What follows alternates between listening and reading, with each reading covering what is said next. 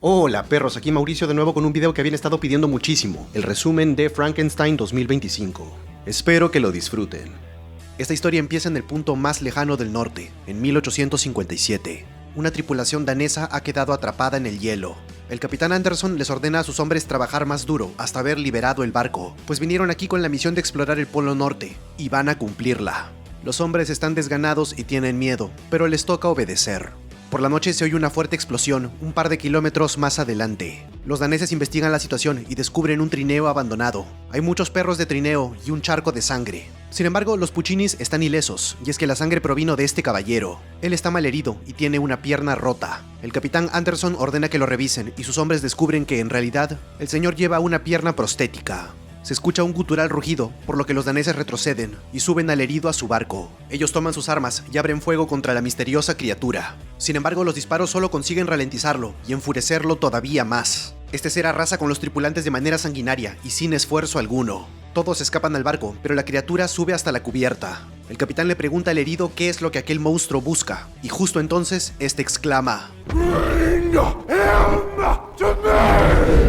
Se vuelve evidente que el monstruo vino por aquel hombre herido, y ante la resistencia de los daneses, él sigue masacrándolos. Pero ahí llega un tripulante con un trabuco, la versión antigua de la escopeta, y con eso sí que logra derribar a la bestia. Sin embargo, esta no ha muerto, y vuelve a ponerse de pie, y grita nuevamente que le entreguen a aquel hombre. El monstruo es tan poderoso que puede sacudir el navío, e incluso podría sacarlo del hielo, algo que toda una tripulación ha fallado en hacer. Anderson toma el trabuco y utiliza el último tiro para romper el hielo bajo el monstruo, ocasionando que este caiga al agua helada y se pierda en las profundidades. El capitán le da un analgésico al herido, quien le pregunta cuántos de sus hombres murieron a manos del monstruo. Anderson dice que fueron 6, y el herido le advierte que pronto la criatura volverá y matará a todos los demás, a menos de que él sea entregado. El capitán Anderson le promete que eso no pasará, pues el monstruo está muerto, pero el herido insiste en que eso no puede morir. Él ha intentado destruirlo. Le crean o no, el hecho es que ese monstruo volverá por él. El herido le pide al capitán una garantía. Cuando regrese, él tendrá que ponerlo afuera en el hielo y dejar que se lo lleve. Anderson pregunta qué clase de monstruo es ese y qué clase de diablo pudo haberlo creado. El herido, quien se presenta como Víctor Frankenstein, dice que había tomado una decisión. Las memorias de sus demonios deberían morir con él, pero cambió de parecer. Algunas cosas que le dirá el capitán son hechos y otras no, pero absolutamente todo es verdad. Todo comenzó con los padres de Víctor. Papá Frankenstein era un varón y un destacado cirujano. Él se casó con la madre de Víctor por simple interés, ya que su dote era considerable y su linaje noble. Estas cualidades servían al padre de Víctor, quien solo buscaba mantener su estatus y buen nombre de familia. Él era un hombre distante, pero cuando llegaba de sus viajes, toda la mansión se rendía a sus pies. La madre de Víctor estaba embarazada, por lo que papá le ordenaba comer carne sangrienta, para así aprovechar todos los nutrientes. Víctor dice que su padre los despreciaba, su apariencia, su forma de ser e incluso su silencio. Papá solo parecía interesado en que Víctor siguiera el camino de la medicina y dejara en alto su apellido. Mamá, sin embargo, era muy dulce y amorosa. Ella era el centro del mundo de Víctor. Un día, mientras ambos jugaban, las contracciones empezaron.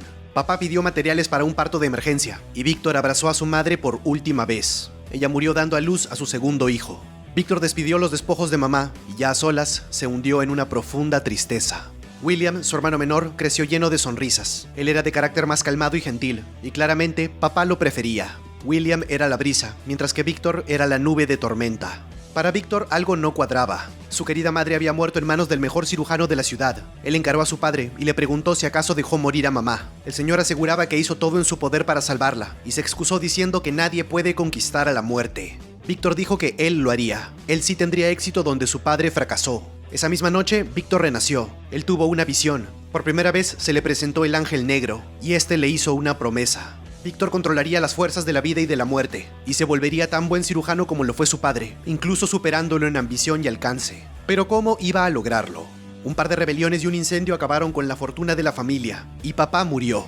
William fue enviado a vivir con unos parientes en Viena, mientras que Víctor se fue a Londres, y luego a Edimburgo. En 1855, ante el Tribunal Disciplinario del Colegio Médico Real, el varón Víctor Frankenstein se defiende, pues están a punto de expulsarlo de la comunidad médica. Frankenstein habla de la vida, su breve duración y la inevitable muerte. El chispazo de la vida, la concepción, esto corresponde a Dios y no les incumbe a los humanos. Sin embargo, la muerte es el verdadero reto. Ellos no son dioses, pero si pretenden actuar como tales, deberían poder realizar milagros. encender una chispa divina en la mente de los jóvenes estudiantes y enseñarles a desafiar en lugar de solo obedecer. Enseñarles que el hombre puede acorralar a la naturaleza y evitar a la muerte, no solo posponerla, sino detenerla por completo. Para ello, Víctor presenta su último experimento, el cerebro y torso de un tendero, unidos al brazo de un carpintero. Frankenstein logró reanimar estos restos mediante corriente eléctrica, pero tal hazaña ya se había visto antes. Lo que realmente aterró a la concurrencia fue cómo este cadáver podía atrapar objetos y soltarlos cuando se le ordenase. Ello demostraba una clara coordinación entre el cerebro de un sujeto y el brazo de otro. La creación de Frankenstein exhibía capacidad de entendimiento.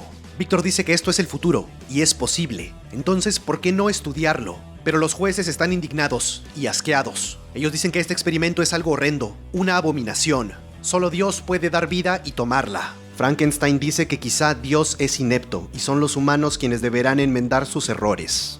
Él insta a los jóvenes estudiantes a rebelarse, ya que las respuestas solo nacen persuadidas por la desobediencia, libres del miedo y del dogma. Víctor apaga su creación y se marcha entre aplausos de los jóvenes aspirantes a doctores. En la multitud, un hombre observa fascinado. Su nombre es Heinrich Harlander, y vino de muy lejos para tener el placer de conocer a Víctor. Harlander vino en representación de William, quien se había vuelto un financista muy exitoso. El joven se casará muy pronto, con ninguna otra que la sobrina de Harlander, una jovencita muy hermosa, quien se parecía mucho a la madre de Víctor.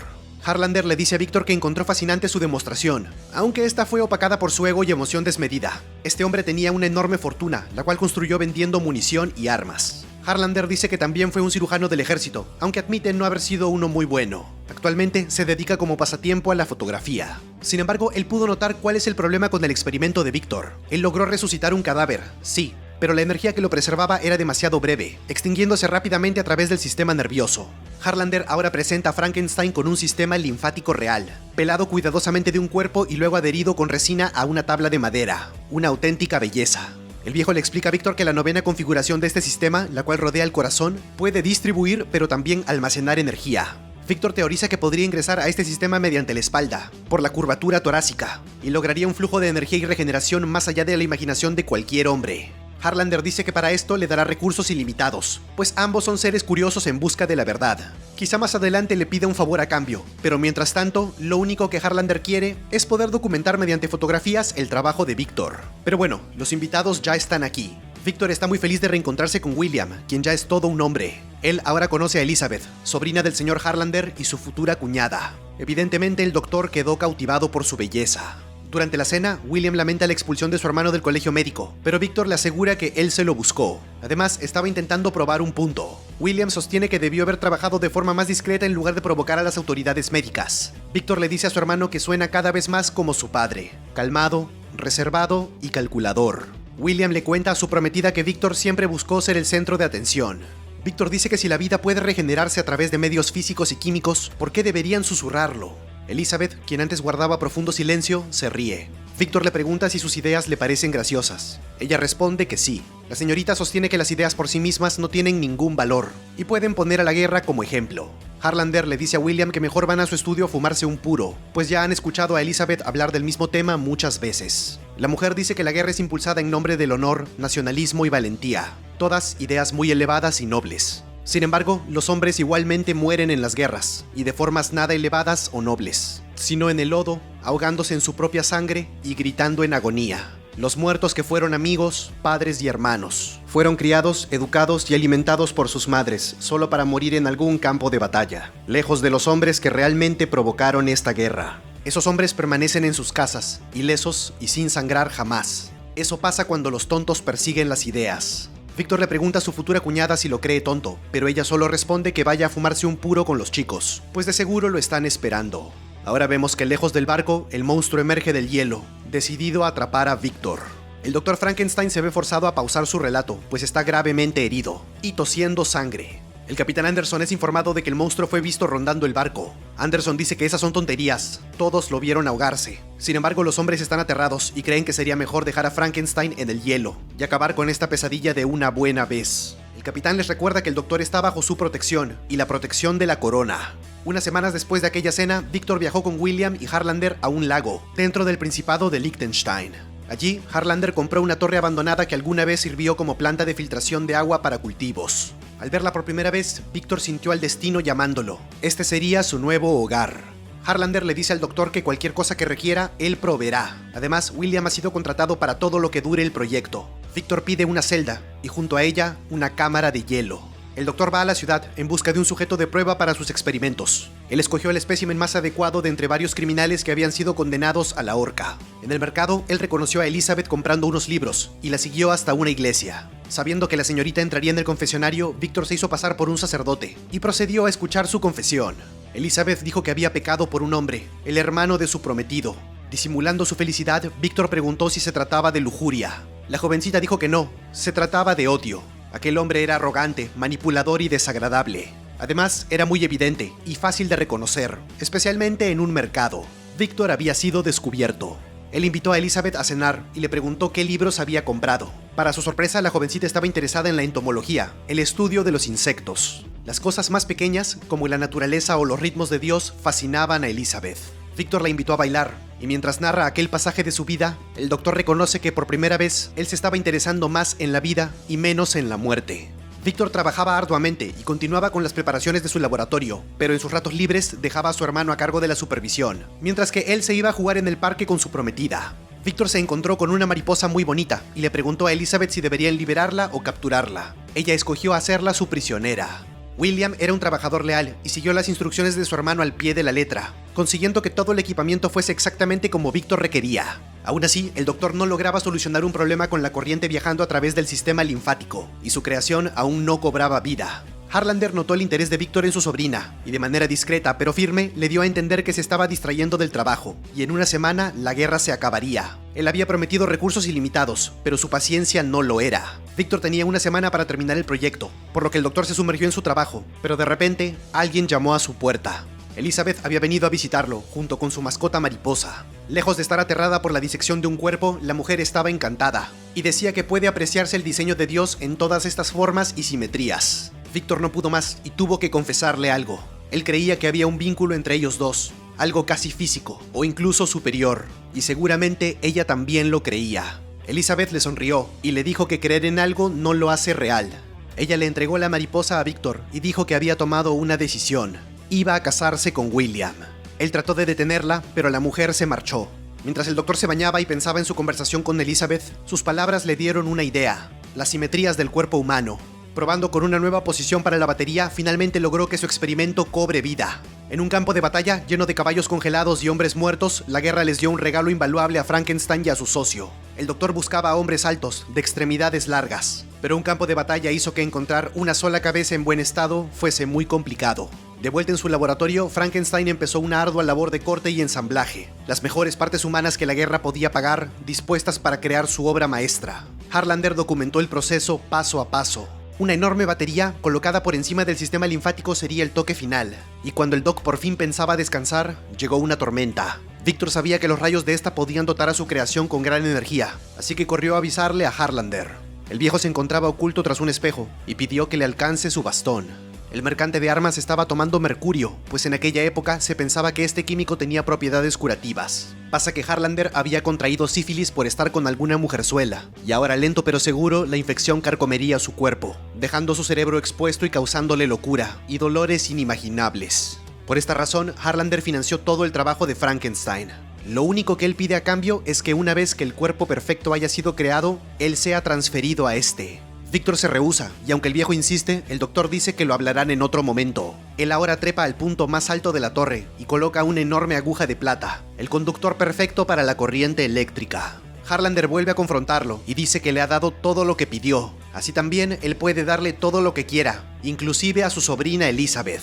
Victor dice que la respuesta es no, la sífilis es sistémica, él lo sabe. Esto quiere decir que cada órgano, cada parte de su cuerpo ha sido contaminada, incluso su cerebro. Amargado, Harlander toma otra de las agujas de plata y amenaza con tirarla dentro del tragaluz. Victor le ruega que no lo haga y empieza a forcejear con el viejo. Como resultado, Harlander resbala y cae a su muerte. Esto no es lo que el doctor quería y se acerca para examinar a su socio, pero su cráneo fue destrozado y él definitivamente está muy muerto. La punta de aguja de plata también se vio dañada, aunque Victor igualmente la colocó, poniendo la fase final del experimento en marcha. Los rayos cargaron a la máquina con muchísima corriente y esta viajó hasta la batería del espécimen. Vemos cómo cada rincón de su cuerpo se enciende, lleno de energía y una vida que, hasta hace un instante, parecía imposible. Sin embargo, así como llegó, la energía se marcha. Víctor logra escuchar los latidos de su hijo, y luego ya no. El doctor maldijo su suerte e increpó al ángel negro por haberlo engañado.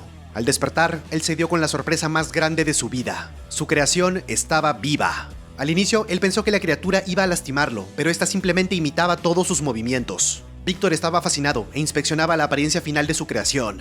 Él enseñó el significado de la luz, del sol, del calor. El doctor se presentó, así que la primera palabra que la criatura dijo fue Víctor. Él pensó que su nombre también era Víctor, pero bueno, es un recién nacido. El doctor abraza su creación y notamos que la criatura disfrutaba de recibir afecto. Víctor llevó a su hijo al sótano de la torre, en donde fingió jugar con él por un rato, solo para poder esposarlo. Él ahora se marcha y le pide a la criatura que se siente aquí y lo espere. El doctor sabía que, aunque gentil, su creación era una fuerza impredecible y debía tratarse con sumo cuidado. Conceptos tan simples como la luz, la oscuridad, el calor o el frío eran nuevos para este ser, y Víctor estaba ahí para moldearlo a su gusto.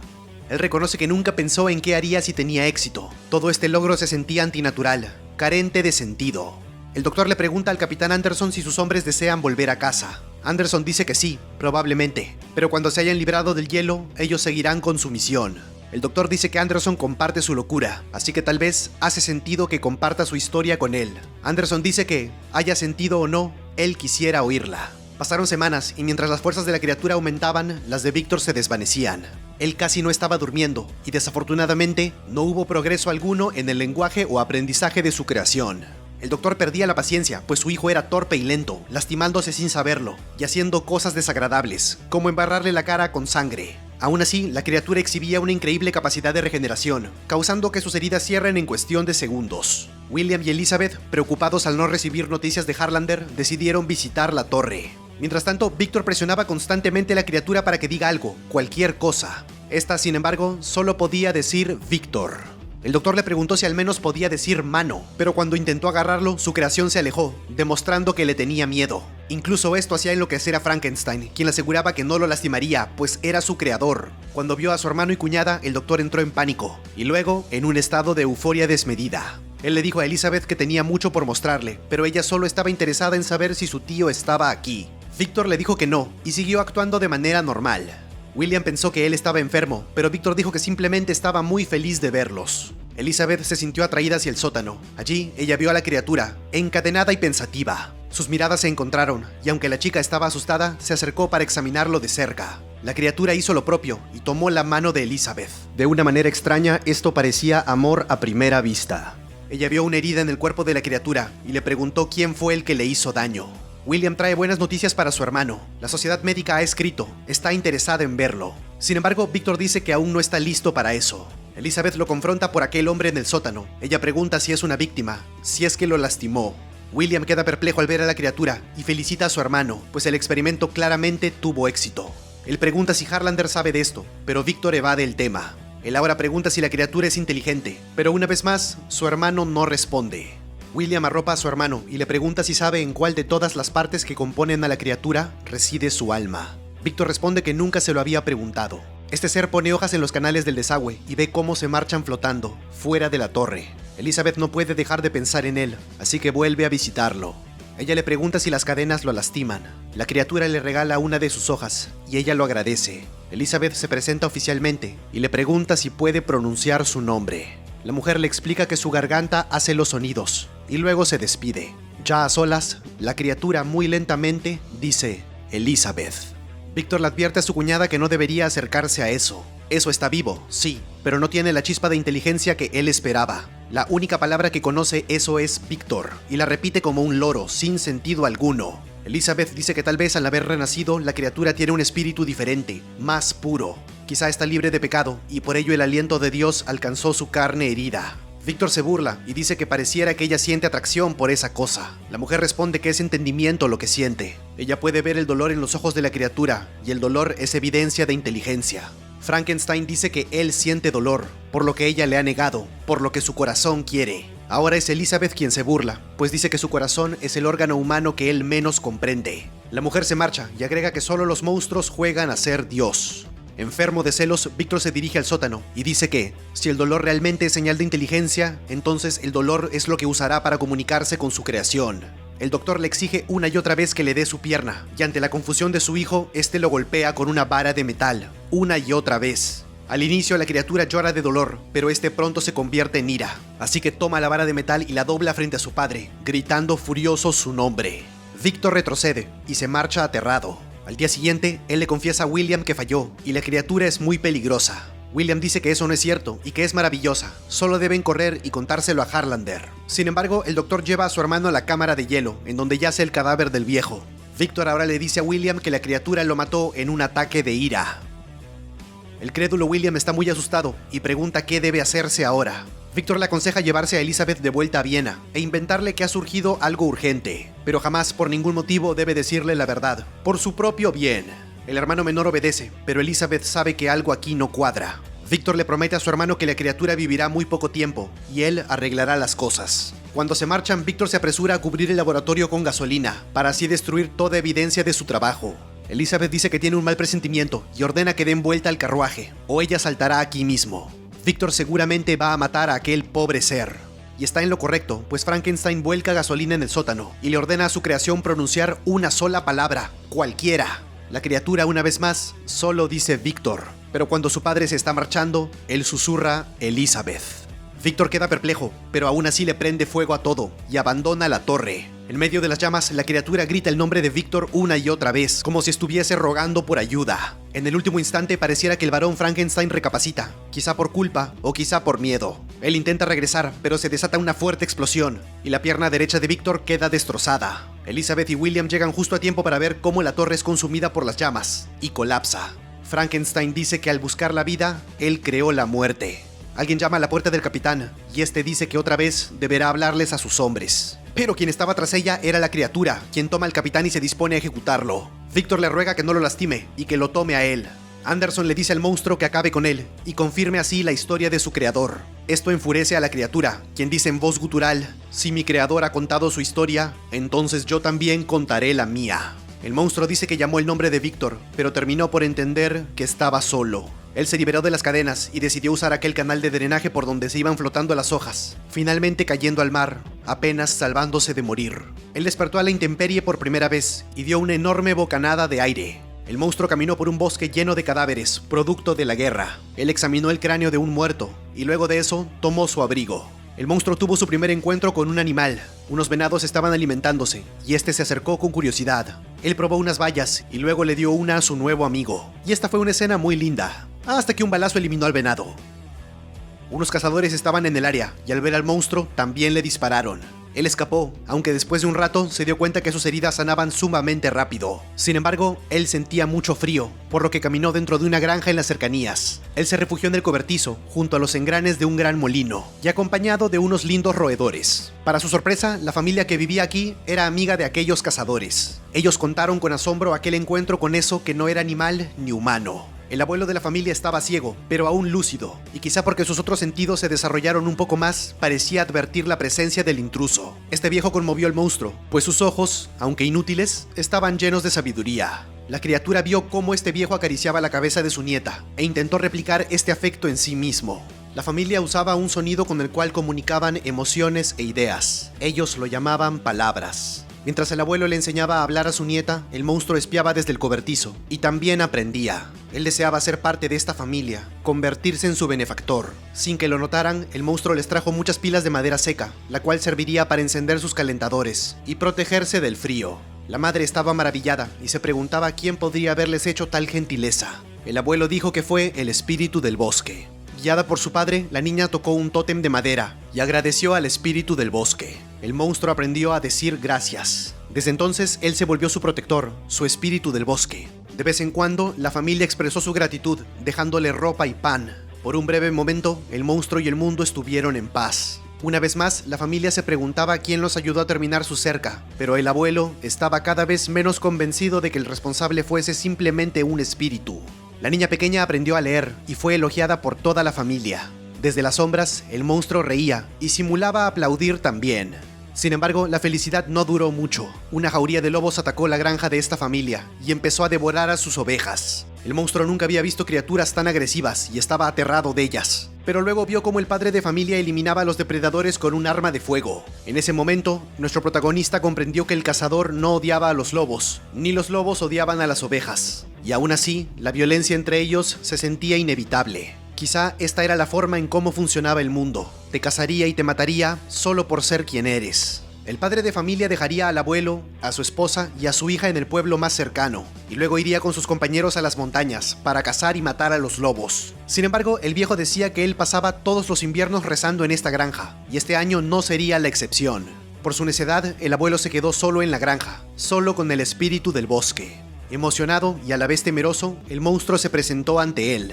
El anciano escuchó sus pasos y preguntó quién andaba allí y cuál era su motivo de estar en esta granja. Él solo respondió que venía de viaje. El viejo invitó al viajero misterioso a sentarse a su lado y disfrutar del pan y brandy que estaban en la mesa. Nuestro protagonista estaba muy nervioso y apenas podía hablar. Sin querer, él tiró la botella de brandy al suelo. El abuelo se mostró compasivo y le pidió al viajero que no tenga miedo. Él notó sus cicatrices en las manos y en la cara, asumiendo que había sido herido en el campo de batalla. El abuelo sabe que era él quien se escondía en el molino de la granja y había estado ayudando a su familia. No puede juzgar su apariencia, pero por el tono de voz, él sabe que está frente a un hombre amable. El anciano invitó al monstruo a vivir con él, compartir su comida y su fuego. Además, su compañía le serviría de mucho al viejo. El monstruo podría leerle. El abuelo le pide que haga de este su hogar y de él su amigo. Esto era todo lo que la criatura quería: amistad y amor. Pasó el tiempo y el monstruo aprendió a leer. Así, él conoció las historias de la Biblia, las grandes guerras del mundo y aquellos hombres poderosos que lo perdieron todo. Llegó el invierno y el monstruo vio la nieve por primera vez. El abuelo decía que la nieve hace que el mundo se vea limpio y nuevo. El monstruo quedó fascinado con los libros, incluso llegando a leer el famoso poema Ozymandias. Ahora el último libro que les quedaba por leer es Paraíso Perdido, de John Milton. El hombre cuestionando a Dios. El abuelo cree que incluso el creador tiene dudas, por ejemplo, sobre la muerte, y por eso nos envió a su hijo. La criatura desea saber quién es, de dónde viene. El anciano le dice que Dios le arrebató su memoria, así como a él le gustaría que borre la suya. El abuelo confiesa que hace muchos años tomó la vida de otro buen hombre, y eso lo agobia. Perdonar y olvidar, en eso consiste la verdadera sabiduría. Saber que fuiste herido, por quién fuiste herido, y aún así, dejarlo ir.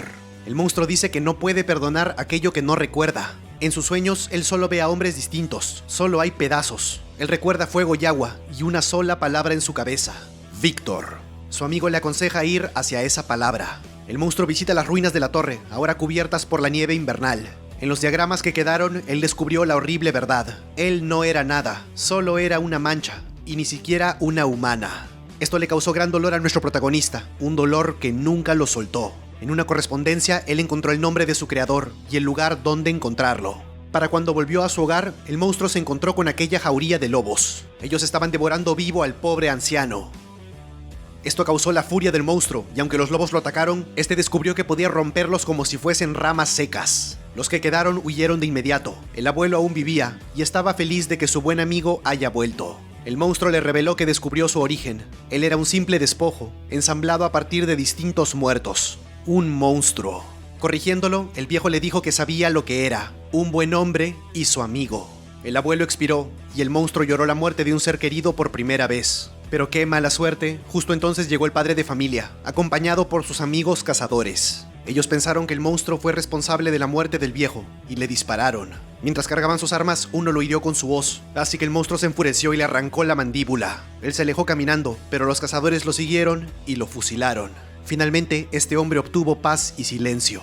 Pero tarde por la noche, el monstruo despertó, condenado a vivir otra vez. Él entendió que para el dolor solo había un remedio: la muerte. Otra cosa que su creador le había negado. El monstruo sintió cómo la envidia crecía en su ser, así que decidió buscar a Víctor para exigirle una sola gentileza: que le dé una compañera. Víctor soñaba con el ángel negro y su rostro cadavérico. Con el tiempo, el doctor había abandonado su obsesión por conquistar la muerte y a la prometida de su hermano. Él ahora quiere apoyar a William y tener una vida tranquila, así que va con Elizabeth y le desea toda la felicidad del mundo junto a su hermano. Él se disculpa por haberla visto de forma inapropiada antes, pero la novia solo le pide que, a partir de hoy, no haya más mentiras. Y sin más, le exige que salga de su habitación. Víctor encuentra su creación, escondida en su cuarto. El monstruo le pide que le haga una compañera, una igual a él. El doctor dice que por fin ha encontrado la cordura, y su presencia aquí es la locura llamando de nuevo. El monstruo dice que no puede morir, pero tampoco puede vivir solo. Victor dice que creó algo horrendo, pero su creación le aclara que es un alguien, no algo. Él piensa y siente, y lo único que le pide es una compañera tal como él. Sin embargo, Victor dice que eso resultaría en reproducción, muerte engendrando muerte, una raza de demonios propagándose por la tierra. Él le dice a su hijo que se largue, pues nunca más creará a otro como él, tan retorcido y deforme. El monstruo se enfurece y le dice a su creador que si no le dará el amor que pide, entonces desatará su ira. Y ahora lo tira como muñeco de trapo a través de la habitación, y todo el escándalo llama la atención de Elizabeth y William.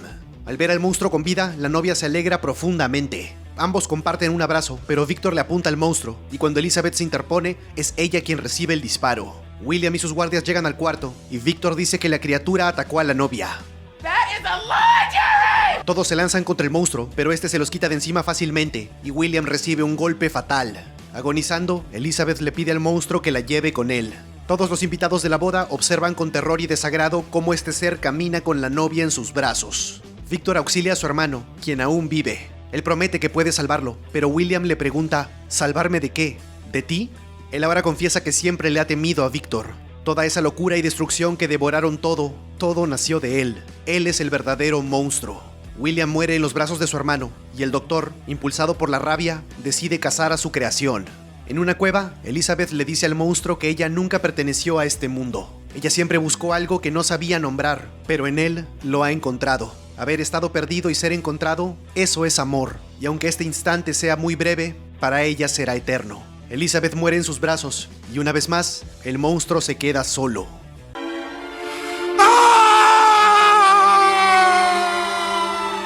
Cuando Victor llegó, su creación le dijo que Elizabeth se había ido, y él deseaba seguirla. Su creador le dio una vida que él no pidió, y ahora se la devuelve. El monstruo le ordena a Victor matarlo, o lo hará sangrar una y otra vez. Puede que él sea su creador, pero de ahora en adelante el monstruo será su amo. Furioso, Frankenstein persiguió al monstruo a través de los bosques, y de las montañas, y del hielo, llegando al punto más extremo del norte. El monstruo atacó brutalmente a su creador, exigiendo el alivio de la muerte, alegando que él solo escucha cuando lo lastima. Fue entonces cuando el doctor recurrió a la dinamita, pensando que ésta podía destruir a su creación. El monstruo ansiaba morir, así que obligó a Victor a encender un cartucho, y a correr con el cuerpo casi molido. Esta gran explosión fue la que vimos al inicio, la que alertó a los marinos daneses. Una vez más, el monstruo sobrevivió, y su carne sana a gran velocidad. Ahora están aquí, frente a frente, ambos cansados y acabados. El monstruo dice que sangra, siente dolor y sufre, y eso nunca acabará. Victor toma su mano y le dice a su creación cuánto lamenta todo. Él ahora ve su vida por lo que fue realmente. El monstruo le dice a su creador que ahora morirá, y todo habrá sido un instante. Su vida, su creación, toda su pérdida. La marea que lo trajo a la vida ahora ha de llevarse a Victor. Sin embargo, él tendrá que quedarse en este mundo, y no será castigado ni absuelto, y nunca encontrará el descanso. Victor susurra, «Perdóname, hijo mío», y acaricia la cabeza del monstruo. Él ahora le pide a su hijo que también se perdone a sí mismo por existir. Él le dice que viva, y que por última vez diga su nombre. Ese nombre que al inicio significaba todo para él. El monstruo sonríe, y dice Victor por última vez. El varón Frankenstein expira, y entre lágrimas, su creación accede a perdonarlo. El monstruo dice que quizá ahora ambos puedan ser humanos. El capitán Anderson está conmovido por esta escena, y al abrir las puertas hacia cubierta, ordena que todos sus hombres bajen las armas. El monstruo deja el barco, pero antes de marcharse, lo libera del hielo, salvando al capitán y a toda su tripulación. Después de todo lo que ha oído, Anderson decide abandonar la misión de la corona, y les ordena a sus hombres dar la vuelta. Ellos volverán a casa. Mirando al horizonte, nuestro protagonista disfruta del calor del sol, y sonríe. Y la moraleja de esta historia es que nunca te fijes en tu cuñada. Como sea, fin. Y bueno amigos, espero que el video les haya gustado y si así fue no olviden que me ayudan muchísimo suscribiéndose, dando like, comentando y como siempre manoseando esa campanita. Yo soy Mauricio, gracias por ver y nos vemos en la próxima.